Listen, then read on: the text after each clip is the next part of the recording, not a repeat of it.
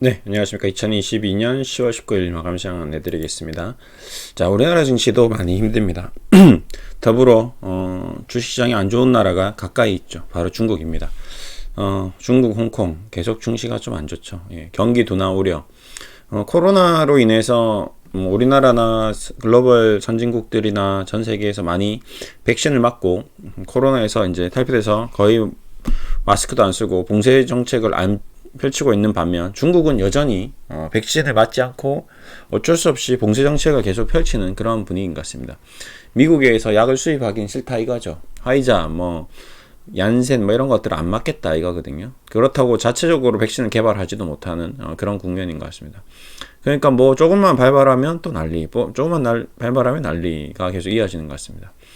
그러다 보니 이제 증시도 안 좋고 경제도 안 좋고, 근데 이제 공산당 또 시진핑은 또 계속 연임을 해야 되고 그런 과정에서 이제 증시 부양을 하려고 뭔가 준비 중이다. 시중 유동성도 지원하겠다. 이런 식으로 이제 뭔가 증시 띄우기, 공산당 전국 대회, 당대회가 열리는 가운데에서 뭔가 보여주려고 하고 있는데 일단은 자사주 매입 관련돼서 규제를 좀 매입 허용 요건을 좀 더 완화했다라는 게 일단 나왔고요. 그 다음에 또 하나가 좀 지금 얘기가 좀 안 좋게 나오는 게 GDP가 발표가 안 됐다. 웃기죠. 우리 좋든 안 좋든 발표는 하거든요. 근데 얘네들은 발표를 아예 안 해버렸습니다. 얼마나 안 좋으면 발표를 안 했겠습니까? 많이 안 좋다는 거죠. 그래서 그런 부분이 있고 발표를 연기한 것인지 아예 그냥 생략한 것인지 모르겠습니다. 워낙 중국은 계획 경제다 보니까요. 정부의 정책에 따라서 이번에는 안 하겠다. 봉쇄 정책으로 인해서 경기가 좀 좋지 않기 때문에 이번은 의미가 없다. 무의미하다. 이렇게 얘기해 버리면 또 되는 거거든요. 어쨌든 중국 증시가 얼마나 안 좋은지 한번 좀 체크를 해 보겠습니다. 오늘도 지금 항생 차이나 그다음에 항생 지수가 2% 정도, 우리나라 지수도 빠지고요. 상해 종합 지수도 빠져 있습니다. 차트만 보더라도 지금 우리나라보다 더 안 좋은 것이 이제 홍콩 쪽입니다. 지금 항생 차이나 기업 H가 과거에 한 2만 포인트까지, 우리도 이 정도 갔었을 때 우리가 2000일 때 2만, 근데 3000에서 2만을 갔기 때문에 그것에 대해서는 조금 우리가 좀 감안한다 하더라도 그래도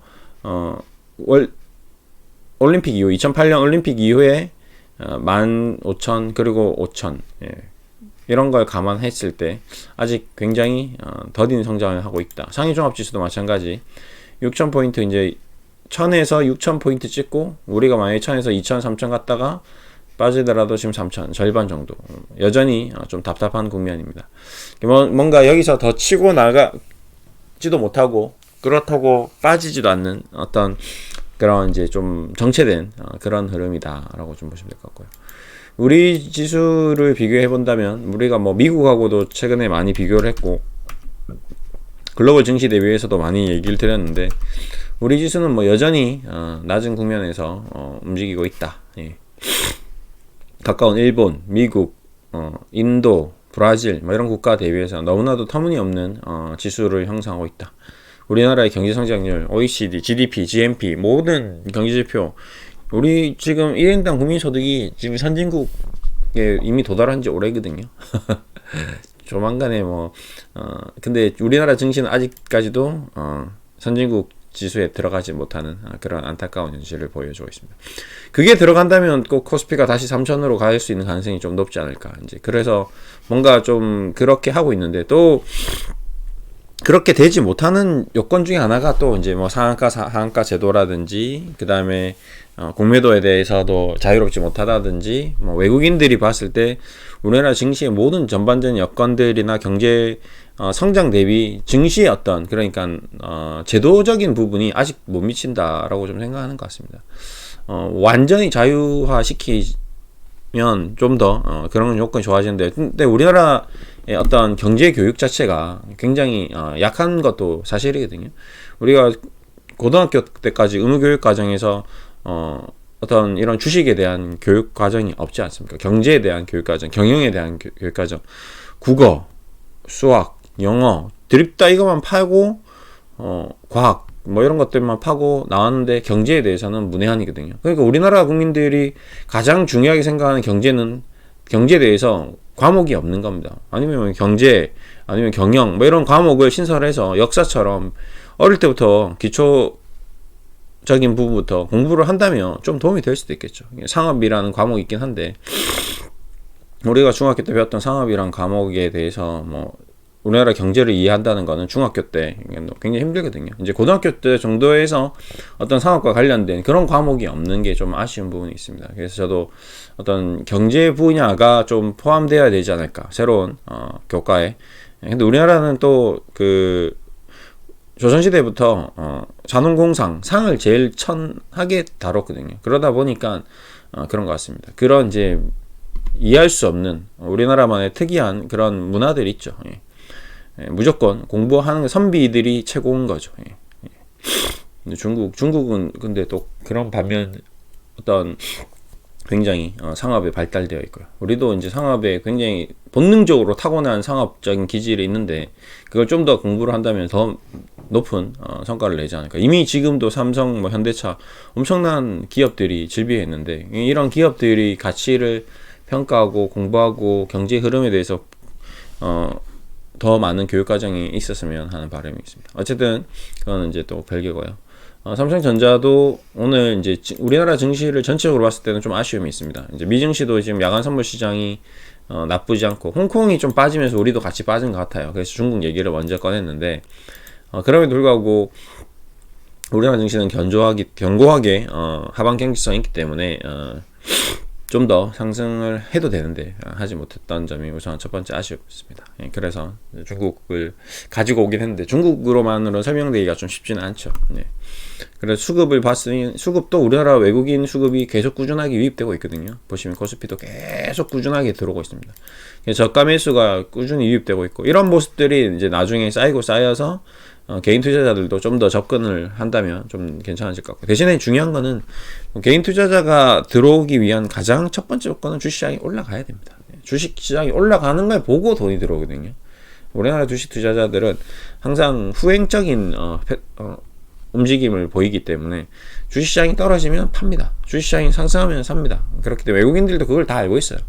그래서 주식을 매집한 뒤에 개인 투자자들이 손절매한 물량을 다 매집하고 나서 아마 시장을 다시 끌어올릴 겁니다. 그때 아마 좋은 성과가 좀 한번 나올 겁니다. 그래서 지금 주식을 떠나는 거는 좀 아니다. 그래서 손절매나 이런 것들에 대해서 저는 좀 반대 의견이 있고요.